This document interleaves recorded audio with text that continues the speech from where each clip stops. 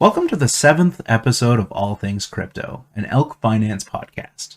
I'm Shiloh, also known as LT Snake Plissken. And I am Fareed. Today we're talking all about arbitrage. Please keep in mind we are not financial advisors and this is not a financial advice. If you're looking for a financial advice, please find a licensed advisor in your area. Our mission in this Elk Finance podcast is to provide people resources. If you're interested in crypto and DeFi, you want to give our catalog a listen. We talk about a lot of different things, stablecoins, elk, and today, arbitrage. As mentioned, today's topic is arbitrage. We're going to talk about what arbitrage is, how does it work, why is it important to crypto, and most importantly, how can you do the arbitrage? Yeah, so if we get something wrong, please let us know. We welcome your feedback. We're here to learn, share ideas, and you can share that feedback with us directly on our Telegram. You can find that at t.me/elk_finance_chat, and that will be in the podcast description. Perfect. Let's start here. What is arbitrage? Well, basically, arbitrage is buying something for a low price and selling the same thing somewhere else for a higher price. Now, usually this is going to refer to a financial market. A good real-life example here is, let's take the US dollar and the Canadian dollar. Now, they're worth different amounts, and that exchange rate, of course, moves and changes. But if I go to one bank, let's say I go to the Bank of America, I'm going to get a different price for the Canadian dollar maybe than I would if I went to a Canadian bank like Royal Bank, let's say. And it might actually be, a thousandth of a cent cheaper to buy at, let's say, the Canadian dollar, to buy it at Bank of America. And you might notice that the price is a thousandth of a cent, more expensive than that at a Canadian bank. So we buy it at the cheap price, and we go to the other bank and we sell it for the more expensive price. Thus, we gain whatever that difference is. So you're telling me that there is no risk because you're just selling it in a different market, but the product or commodity you're selling is the same. Right. In terms of that amount, there is probably very little risk when you're talking about finances. The dollars aren't going to, skyrocket and drop as we're used to in cryptocurrency, right? Though the risks are different. With this, it's really hard to do because all of this trading is now done by computers. And so if there is a slight difference there, banks usually stick at the same rate, and you won't be able to run to one bank physically and run to the other and buy it and sell it in good time, because a computer is going to beat you, and those markets are going to be affected.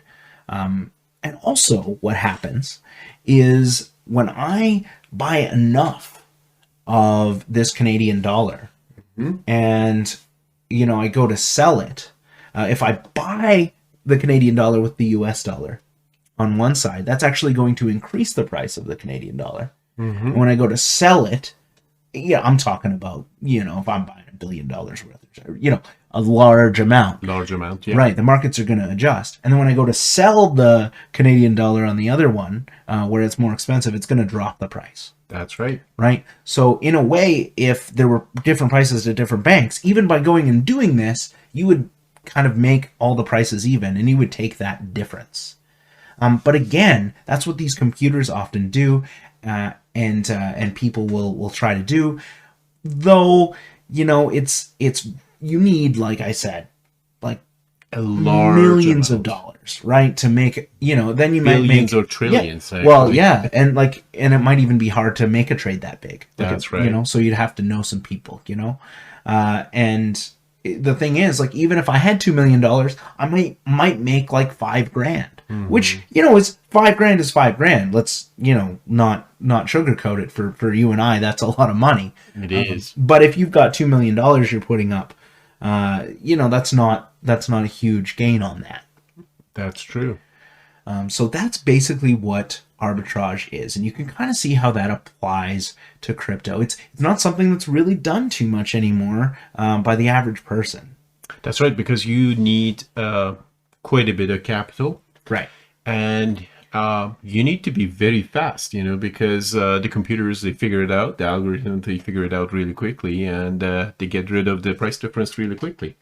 Yeah, and so this type of arbitrage where we buy at one place and we sell at another is just called something called spatial arbitrage. It's you just look at, it's generally geographical. So you look at different prices in geographically different markets, and you buy on from one country, sell to the other. Hence geographically, spatially, right? I.e., space. Now, arbitrage can actually get a lot more complicated. There's a bunch of other types. Now, we're going to focus on spatial arbitrage, as well as triangular arbitrage, where you might actually go through 3 different things to make your trades. And we'll get into that. And that's something that actually ends up happening with crypto that you have to do a lot of the time, especially when we're talking about elk. So now we understand what arbitrage is. What is arbitrage in the context of a crypto? Right. So different exchanges, and I'm talking about centralized, decentralized exchanges, sometimes have different prices for the same token. And, for the big blue chip tokens, and blue chip, I mean, things like Bitcoin, Ethereum, Chainlink, Uniswap, those kind of tokens, are generally closer in price nowadays. Usually the prices vary a lot for a smaller token that might be on a few different decentralized exchanges or centralized exchanges. So a good example here would be if I'm on the Avalanche chain and I am using both the Elk exchange and the Trader Joe exchange. And I see that on Elk's app, I can trade, Bitcoin, like I can trade, I don't know, Bitcoin is worth $61,000 on the Elk DEX. And then I go and I look at, Trader Joe's site, and I see it's worth, each Bitcoin's worth, $62,000. So I notice that difference, and I buy the Bitcoin on Elk's decentralized exchange, right? That's right. And it goes into my wallet. Then I navigate on over to Trader Joe, and I sell it for $62,000, gaining a profit of $1,000. Now that's oversimplified because as I'm buying that much Bitcoin, the price floor is going to go up, especially if the supply isn't there. And if you want more detail on that, I would check out our episode on liquidity providing and how that all works. But basically, if there's not enough Bitcoin to buy, and the pool isn't super deep, then it'll have a big price impact. You won't end up getting as good of a deal. But you can preview that by putting it into the decentralized exchange and seeing how much you'd get. And usually you would you'll get what it says if you're quick enough. So the question that comes up here is, how do you identify an arbitrage opportunity? Because you're saying that it's not that simple. Your example was very nice. I really understand what that means in the context of crypto. But how do I know that I should get into it or not? Right. So knowing whether you should get into arbitrage or not. Well, I mean, I guess you have to have enough capital for the arbitrage to be worth it, right? Okay. And not only that, you need some way to monitor the prices accurately.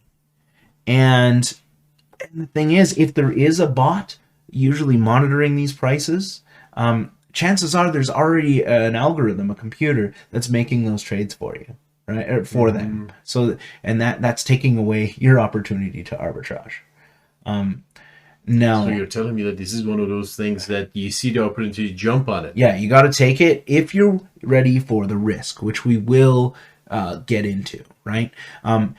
With these blue chip tokens I mentioned, like Bitcoin, chances are it won't be more expensive to sell, more expensive or less expensive to buy on one and more expensive to sell on the other, because usually they share this price information through oracles like Chainlink and stuff like that. And just because you can buy it for a certain price or sell it for a certain price or buy it for a certain price, that doesn't mean it'll sell at that same price, because price impact is important. So we got to do this with, certain tokens on certain exchanges. And you're going to have enough to be able to make it worth it, like I said. Elk is a great example of arbitrage.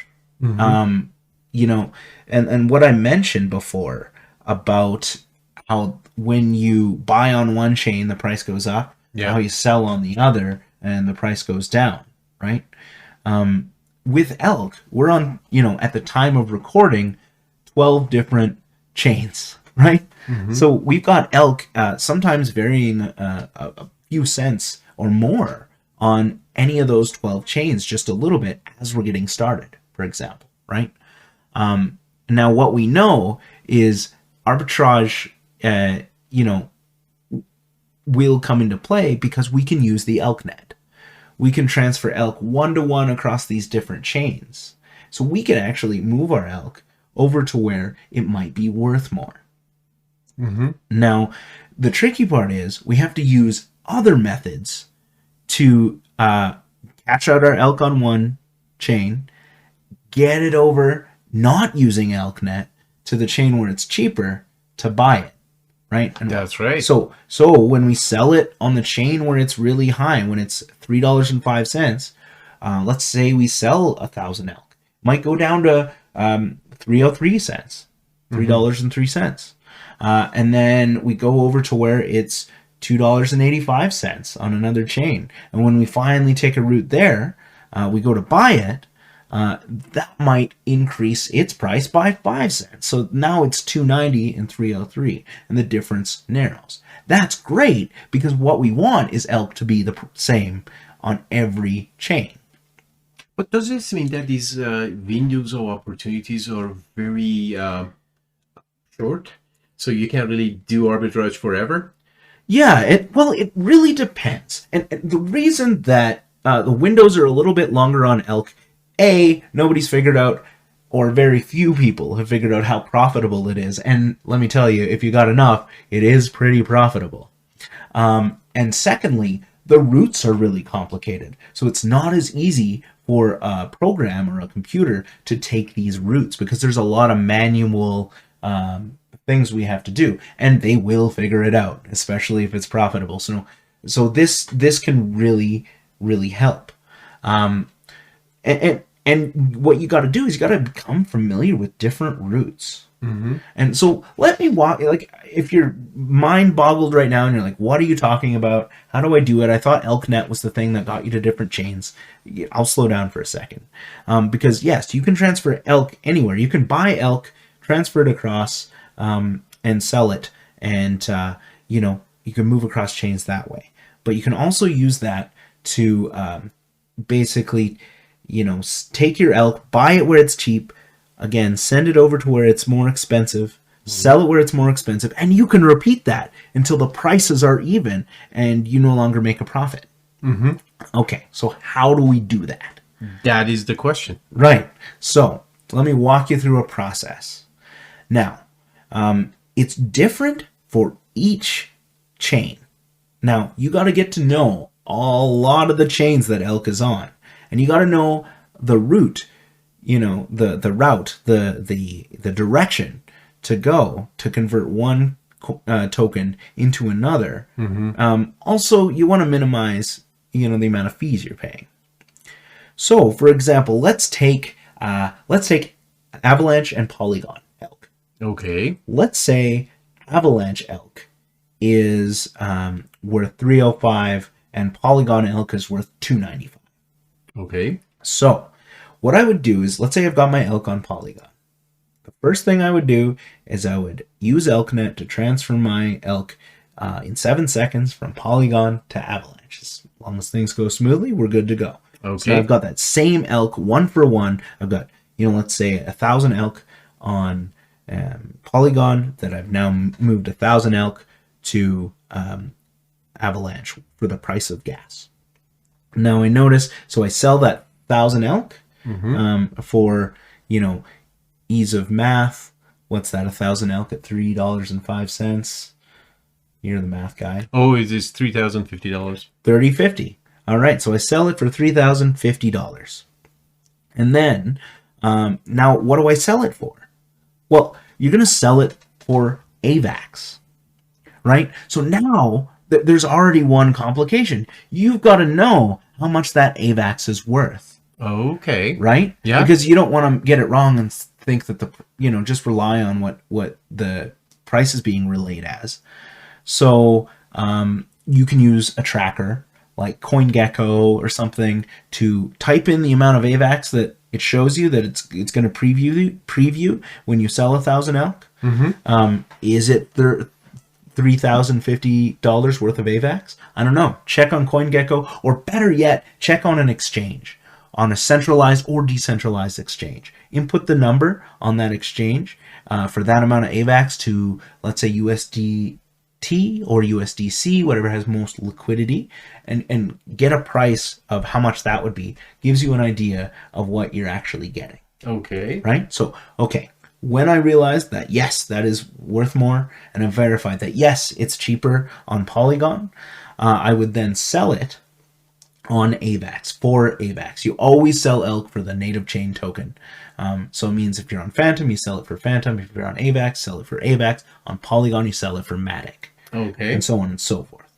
And keep in mind, I'll get back to this later. So back to the process. So you sell it for AVAX, and it's $3,050 worth of AVAX.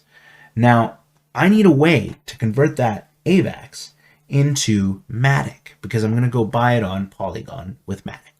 So what I'm going to do is I might take that AVAX and send it to my exchange wallet on, let's say, KuCoin, right? Okay. Personally, I'll do that, and I'll go on there, and that'll take, could be 5 minutes to send it. Exchanges are slow. It's not like Elk. Okay. It takes a while. So yeah, I thought that is like instant. Yeah, it's not. The transactions are instant, but the exchange has to verify them. Ah, okay. Right. So then when I'm on the exchange, I then sell. I need to sell the AVAX, and I need to get Polygon. But I can't just sell AVAX for Polygon. I've actually got to sell AVAX for USDT, the US stablecoin. That's right. Right? Yeah. And then there is a USDT Matic pair. So then I have to buy Matic with USDT. Right? That's right. I'm going to incur a few fees on the way, right? So we got to make sure that it's worth it. You're going to minus a few bucks when you're doing something like this. So then I send it to the exchange, I buy USDT with my AVAX, then I sell the USDT and I buy Matic. That's right. Right?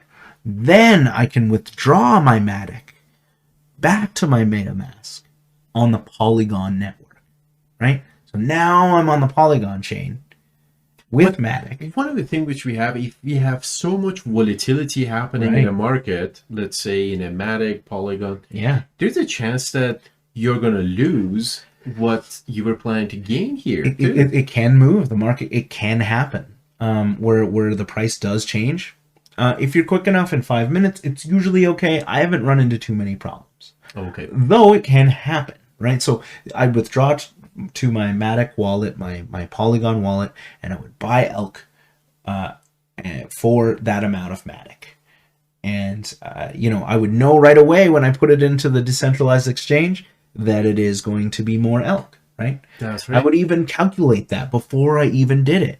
I would look at, okay, how much AVAX is that? How much is the AVAX worth? Okay, $3,050. Okay, and then I would take that $3,050 and I would say, okay, let's actually take $10 off for fees and say it's $3,040 of Matic, and I go to the Elk decentralized exchange on Polygon, and I type in that amount of Matic that comes up, That's and I right. make sure that's going to be more elk before I even do any of this, right?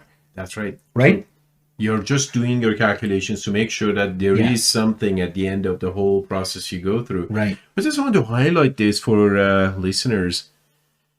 Time is an essence here. Yes. You can't really say, oh, you know what? I just move it to Matic and just, I don't know, go have a burger Yeah. or I don't Yeah, know, yeah. see my mom and just come home and finish this. Yeah. This is very important because you're exposed in different fronts, because Exactly. you're just, I don't know, doing a lot of conversions here.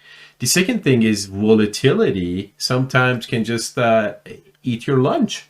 Absolutely. And that is another thing which is, I don't know, that means that it's not guaranteed that you're going to make money here. Right.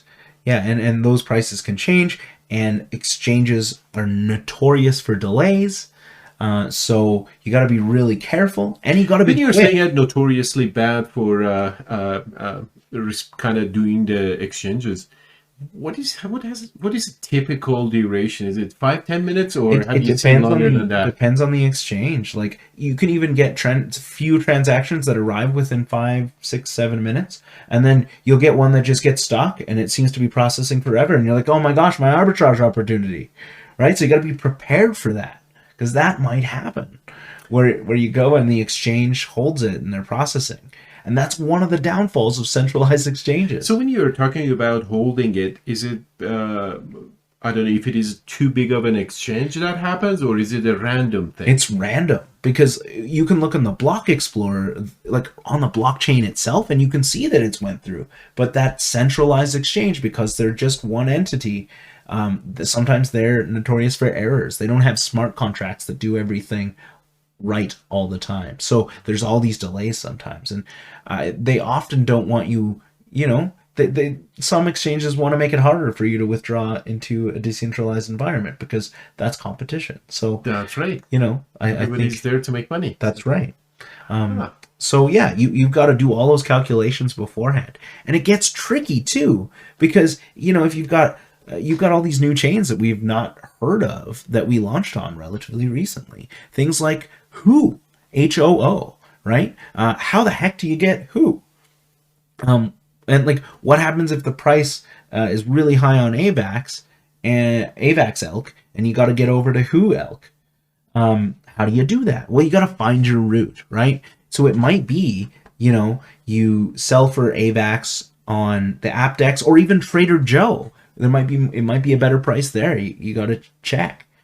You sell for AVAX, and then you need to know that you would take your AVAX and send it to KuCoin. Then you might trade it for BNB on KuCoin, USDT to BNB, and then that this Who exchange, where you can get their token, their native token, takes BNB, right? So you trade it for BNB, send the BNB over, trade the BNB for USDT, and then trade the USDT for Who, and then take the Who and send it to the Who chain and buy elk. But one of the things which is really interesting in this very complicated process you're trying to explain here to me is, if we know that these opportunities existing for newer tokens, right? Because you know what, the bots they haven't figured out yet. Yes. Yeah. How the heck should I know how I should exchange it? Like the routes? Yeah. How can I find the routes? You got to play around. You gotta look at which centralized exchanges or which bridges. X-Pollinate is a wonderful bridge, but you can only bridge across stablecoins. So you have an extra step in there, right? If you're bridging between AVAX and Phantom Elk, right, you're gonna have to sell, maybe your elk for USDT on Trader Joe, let's say, or and you got to figure out where you can get the most USDT for your buck. Do you sell your elk for AVAX on the elk DEX, then sell the AVAX for USDT or USDC on Trader Joe? Then you can go to the X-Pollinate bridge, send that USDC over to Phantom.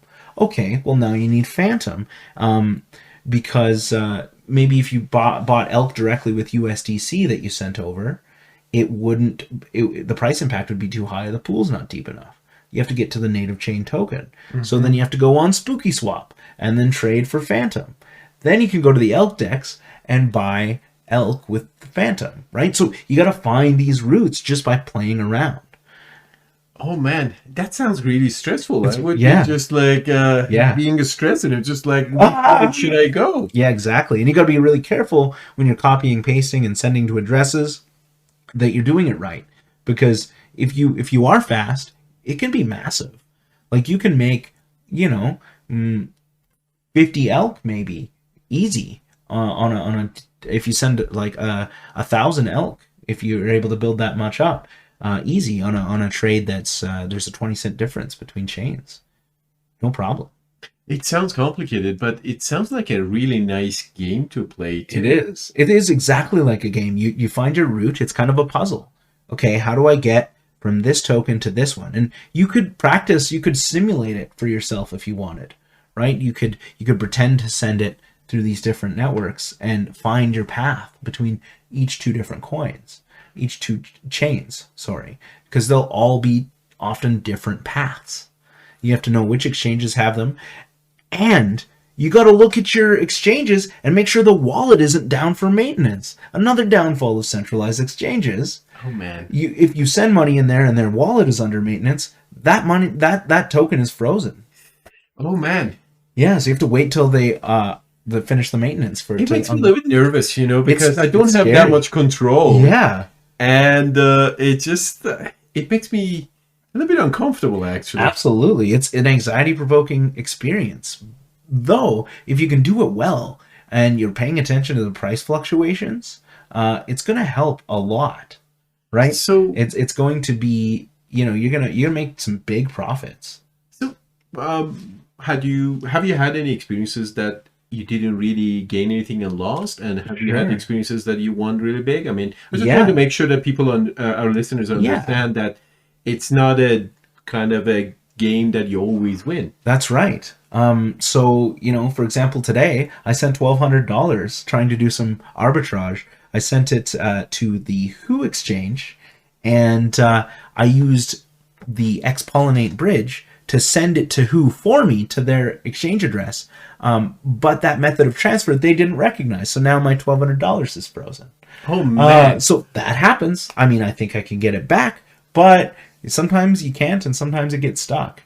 Okay. Because you got to make sure you're doing it right. So that's a lesson learned, right? Absolutely. Yeah. I really enjoyed this episode, actually. And I learned a lot, because it's another way of taking advantage of the crypto world in a sense of creating value by just sitting in front of a computer and just basically at an exchange, buying in one chain and selling in another. Yeah, it's just finding the route. It's a puzzle. And, there are risks. Absolutely there are risks. And especially as you're trying to learn how to do this and you make a mistake, you send it to the wrong place, or, you got to be really careful. Though it's really, really profitable. I've had way more success than I've had drawbacks. That makes me feel better. Way more. It's actually been incredible. So if you've got that capital to play with, and also it's actually what's meant to happen for Elk, because when we buy on one chain, Elk on one chain, sell on the other, we even out the prices between chains, and you benefit. So it's a great function of the market. And until we've got bots that are doing this and taking up all the profit, you better get out there and do it if you feel like that's safe. Always do your own research. Always simulate these trades before you do them. Lots of practice before you actually send a substantial amount of tokens. And if you send too much, sometimes the price impact is too high. So it's worth starting at a little bit lower. And you can simulate those different amounts and kind of get the feel for it. But I think even doing that, it can be really, really lucrative. Though, of course, like I said, do your own research. We're going to have an upcoming article here from Roland for the Elk Academy where he'll be talking about arbitrage. Might be out by the time this podcast is out, but we'll see. Sounds great. I learned a lot, and I hope our listeners they they learned as much as I did, because Yeah. I always heard the word arbitrage, and I Yeah. was just like, how that can be lucrative. And now I understand how it works, how complicated it is, and why people are doing it. Exactly. I can start with 100 elk and make by trading it over to 105, and then I send it back to that same place and redo it, and Yeah. you can just slowly build, and that begins to climb. Yeah, one of those cold winter weekends Why that you not? have nothing to do. You just sit in your basement and Just do it. do it over and over and over Yeah, again. just look for the prices, just practice, and just simulate it. Don't even really send it, So, yeah, I'm gonna include a little bit of a route description here in the description of the podcast, just to kind of show you what that's like. At some point, if you guys want, I can make a little bit of a video demonstrating actually how to do it as well, or some screenshots. That was what I was Yeah, exactly thinking about. exactly. That is a fantastic idea. Yeah, and it's going to be different for all the different chains, so I can't do all the possible combinations. Though, look out for the article. I'm going to be talking about this a lot more. And yeah, arbitrage gets me really excited because I like elk, and I like having all of the elk that I possibly can. And this is a way to make it. So yeah, really appreciate you guys listening. Let us know if you have any feedback. You can get a hold of us at t.me/elk_finance_chat. And I am LT Snake Plissken, and this is Fareed. Thank you very much for being with us. All right. Have a good one. Thanks.